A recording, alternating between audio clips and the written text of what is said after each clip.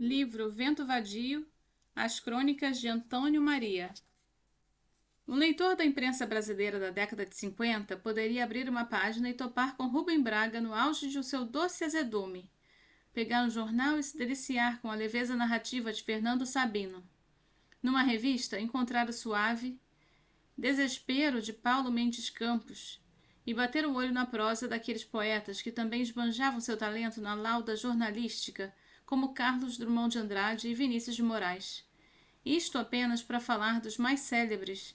O mesmo leitor teria entre seus favoritos, aliás, um faz-tudo, nascido no Recife, que a partir do Rio espraiava seu imenso talento para o rádio, a nascente TV, a música popular e, claro, a literatura, Antônio Maria. Em um hipotético cânone do gênero, Maria está sem favor algum ao lado dos maiorais. Uma pena que o próprio autor nem sequer desconfiasse disso, não guardava os recortes dos seus textos e nunca publicou um livro enquanto esteve correndo para cumprir os prazos das redações.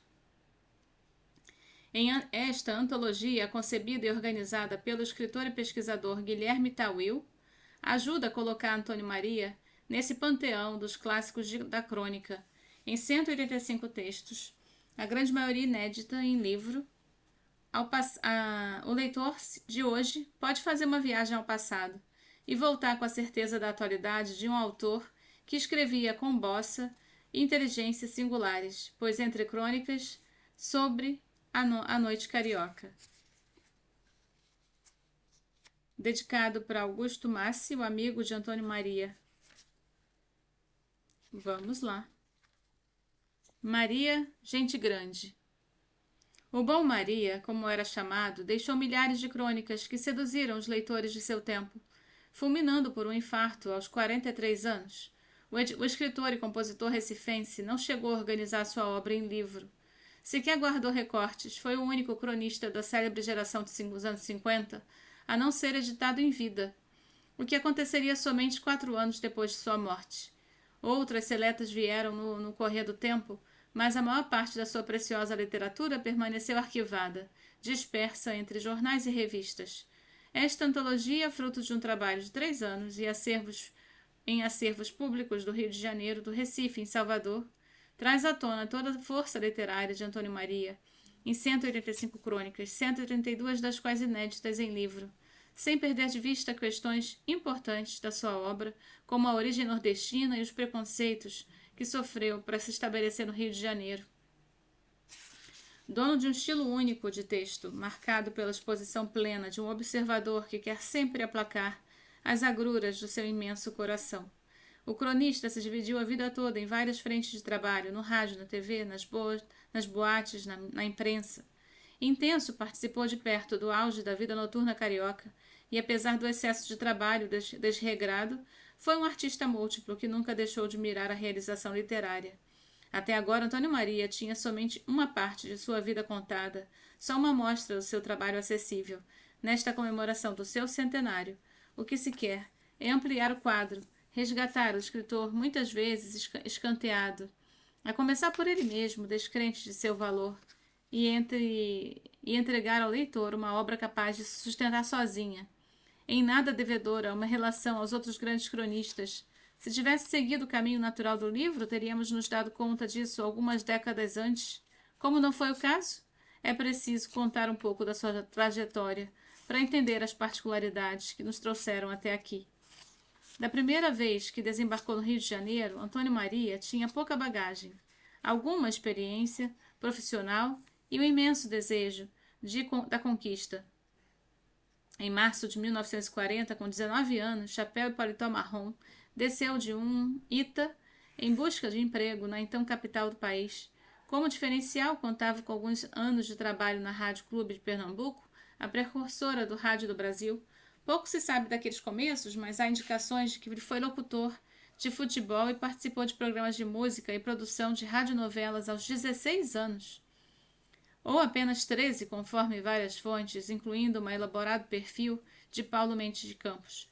De todo modo, o início precoce no Recife se justificaria pela necessidade financeira de uma família rica que, estruturada em torno da exploração de cana, perdeu quase tudo com a desvalorização internacional do açúcar, como impacto da Segunda Guerra Mundial. O imenso império da usina Cachoeira Lisa, chefiado pelo avô materno Rodolfo Albuquerque de Araújo, sofreu alguns golpes ao longo da história, mas foi a queda do preço do açúcar que a fez ser torrado nos cobres por 2 vinténs, em 1946, como conta Antônio Maria. Figura destacada da elite canavieira de Pernambuco, Rodolfo era membro do Partido Republicano Democrático e chegou a ser deputado federal. Em Gameleira, zona da mata, próxima de Alagoas. Adquiriu o engenho da Cachoeira Lisa no início do século XX, depois expandiu a área de cultivo e absorveu outros engenhos. Investiu em maquinário moderno e elevou as suas terras à condição de usina, aprimorando técnicas de manejo e de irrigação da cana. Ao longo do tempo, a produção anual passou de 15 mil para 120 mil sacas de açúcar. Ao todo, eram 29 engenhos de tamanhos variados, interligados por uma extensa malha ferroviária, que integravam o patrimônio dos Albuquerque de Araújo. Cumprindo o rito matrimonial das elites, Deolinda Diva Araújo, uma das 3 filhas de Rodolfo, casou-se em 1908 com Inocêncio Ferreira de Moraes, coronel pertencente à família que administrava o Engenho Alto. Assim se deu início à linhagem dos Araújo de Moraes, cujo mais notório filho, o cronista e compositor Antônio Maria, nascido em 17 de março de 1921, desfrutaria pouco da rede mansa da Casa Grande, mas por tempo suficiente para fazer das memórias da infância e do trauma da falência 2 marcas estruturantes da sua literatura. Nos engenhos da família, Maria passava as férias escolares com seus 4 irmãos, todos educados com aulas particulares de francês e de piano, e os mais de 15 primos. Mesmo com a usina já vivendo na sua decadência, iniciava com a morte do patriarca em 1924, as crianças ainda gozavam da fartura e da alegria de um mundo completamente em ordem, cheio de vida e de possibilidades. Nas memórias de Maria, dispersas entre suas crônicas, a infância é recontada com o aguçado senso de aventura de meninos desbravando matas, espiando moças nos rios, enfrentando assombrações, ao mesmo tempo com o tom melancólico das descobertas de um observador que se soube desde muito cedo deslocado do mundo, como se já fosse necessário refletir sobre a solidão, o grande fantasma da vida de Antônio Maria. De fato, o universo algo fantástico da Cachoeira Lisa foi interrompido violentamente, e para o jovem Maria, muito mais do que um apuro financeiro, o desmanche da usina representou o colapso do afeto, a impossibilidade do carinho, os primos distantes, a família afastada. A cicatriz da falência não é uma marca biográfica superficial. Muitos escritores vinculados ao engenho passaram pelas mesmas experiências de fim de um ciclo, como aparece no poema Paisagem do Capibaribe, do seu colega de colégio João Cabral de Melo Neto.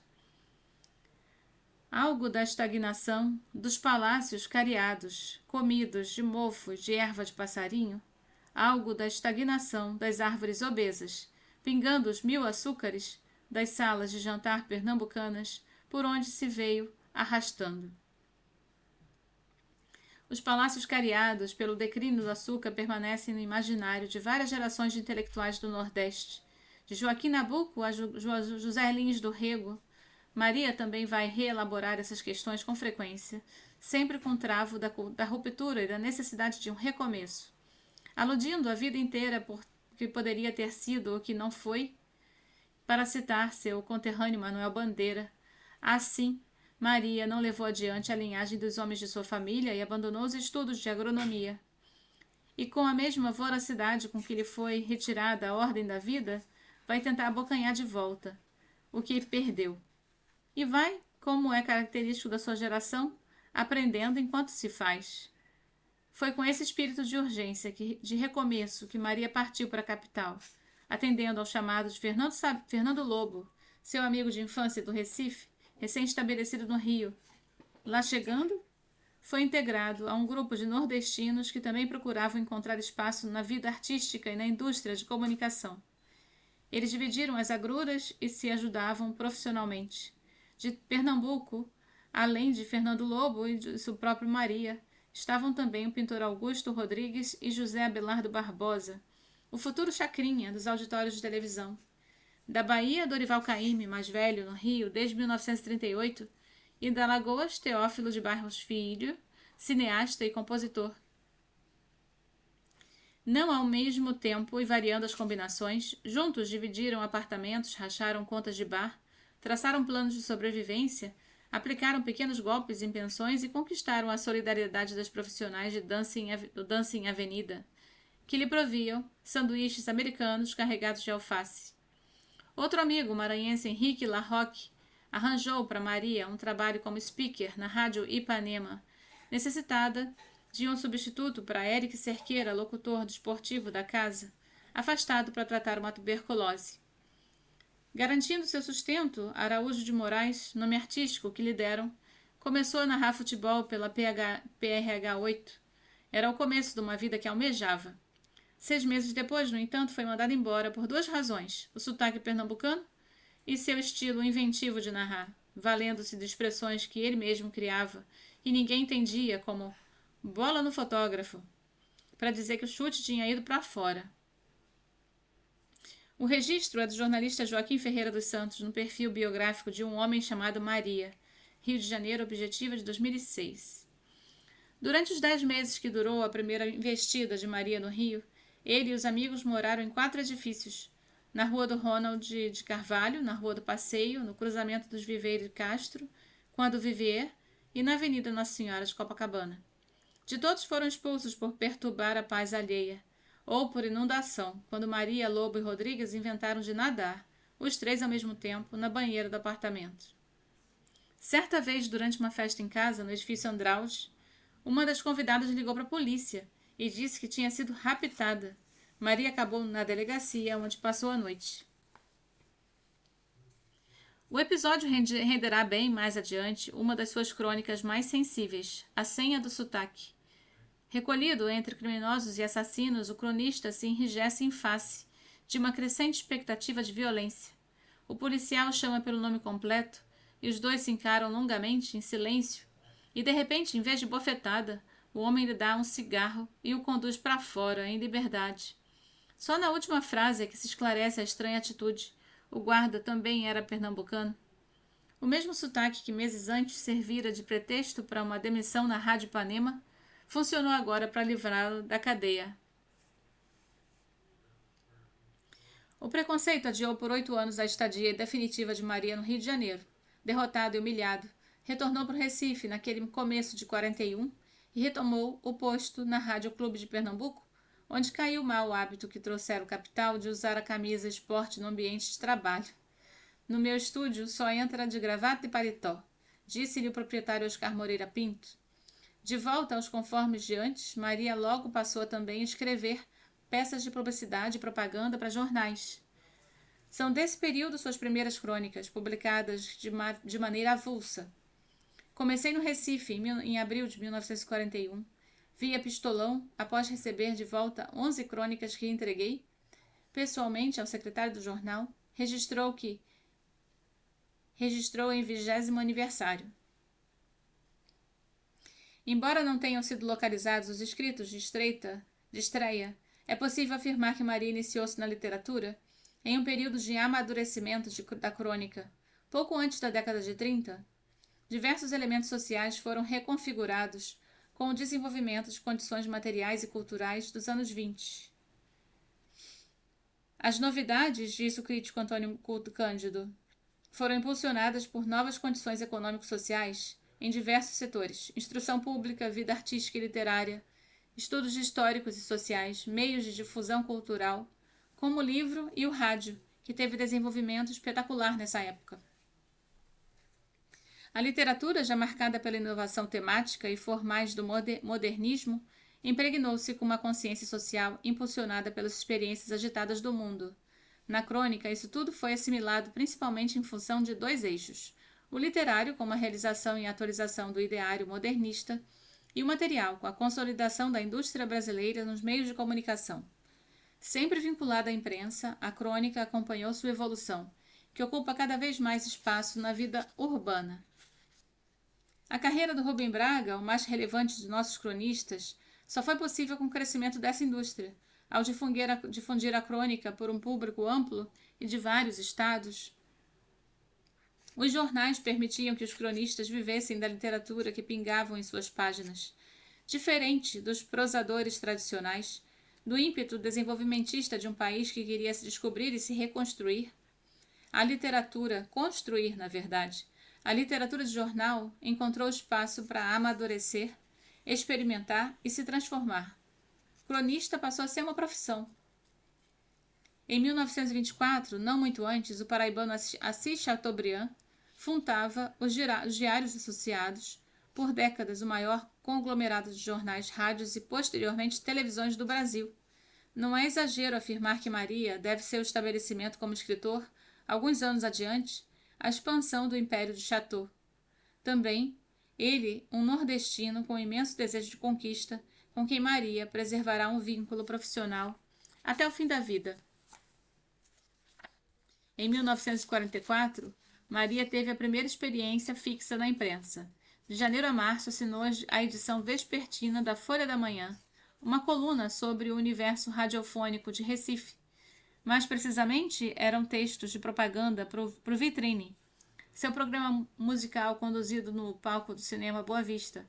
Embora não possam ser chamados de crônicas, já trazem elementos de uma prosa prazerosa que incorporava a vida cotidiana da cidade.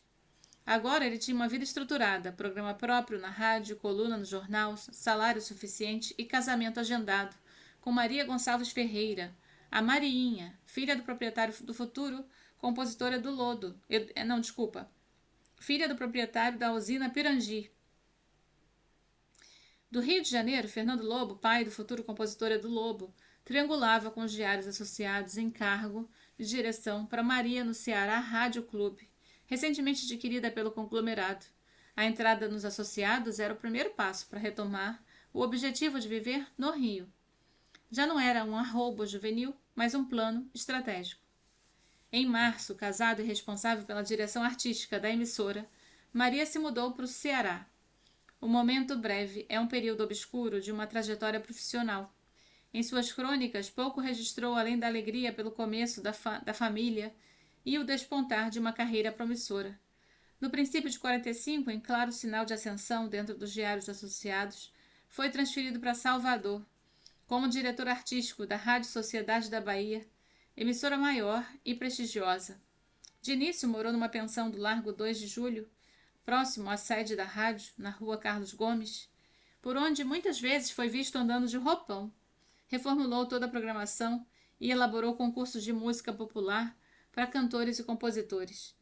Nomes como o do sambista Riachão e Batatinha, era batizado pelo próprio Maria, despontaram ali.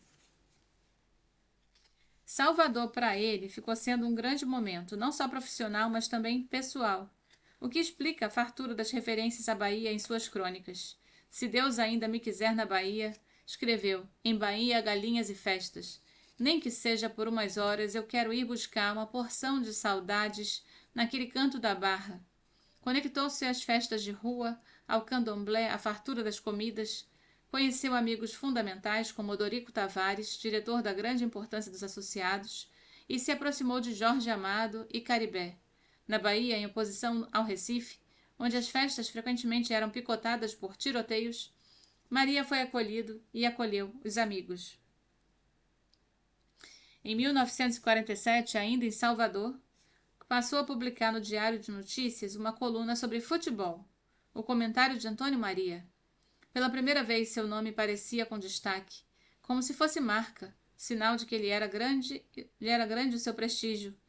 Como figura de destaque dos diários associados, chegou a concorrer ao cargo de vereador. Sofreu ataques dos comunistas pela imprensa, o que os acusavam de ser um defensor dos interesses do imperialismo yanqui. Mas a campanha foi pelo ralo quando, pouco antes da eleição, trocou socos com um tipo popular que, não por acaso, era charado do Cachaça Jacaré. Não seria esse o último episódio de pugilato, corpulento, com 120 quilos espalhados por 1,80 m de altura? Maria era famoso por topar qualquer confusão de bar. Tivesse sido eleito, talvez o sonho de conquistar o Rio de Janeiro ficaria ainda mais adiado. Já pai de 2 filhos, Maria Rita, então com 2 anos, e Antônio Maria Filho, com ambos nascidos no Recife, a imprensa o tratava como locutor número 1 da Bahia. Tinha acumulado bagagem e construído a ponte para um salto definitivo em direção à capital federal. Em abril de 48, com o cargo alto garantido pelos diários associados, foi finalmente transferido para o Rio de Janeiro. Agora entraria pela porta da frente como convidado aos 27 anos de idade. Maria chegou encarregada da direção artística de duas emissoras, a Rádio Tupi, a número 1 dos associados, e a Tamoio, recentemente adquirida pelo grupo do Chateaubriand. Em audiência, a Tupi só estava atrás da Rádio Nacional, e de seu elenco fizeram parte artistas do quilate de Carmen Miranda, Ari Barroso, Luiz Gonzaga, Dolores Duran, Dalva de Oliveira e Dorival Caymmi, que saudou a chegada do amigo em sua coluna no jornal. A presença de Antônio Maria na direção das duas emissoras associadas traz no ambiente da rádio uma esperança de renovação. Caymmi foi, assim, o primeiro a falar de Maria na imprensa carioca em um gesto paternal de acolhimento. O compositor foi um dos seus amigos fundamentais para a vida toda, personagem recorrente em suas crônicas. Caymmi está sempre vinculado a momentos de afeto e simplicidade. Mais do que isso, parece ser uma espécie de ideal, um guia a quem Maria agratura de contíguo ter andado de mãos dadas por caminhos duros ou macios em horas de riso ou de tristeza, escreveu no discurso a Caymmi.